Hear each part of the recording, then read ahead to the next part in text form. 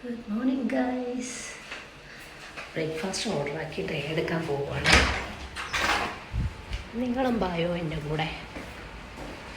ഇതോ അവിടെ സരസ്വതി നിൽപ്പുണ്ട്. ഇവിടുത്തെ നേഴ്സാണേ. ഞാൻ വിളിക്കുന്നത് സരസു എന്ന്. Hi, you had breakfast? No, going to. Hello, what time came? Just now? 6:00. 11:30. We'll reach here. Okay, how is your baby? Okay.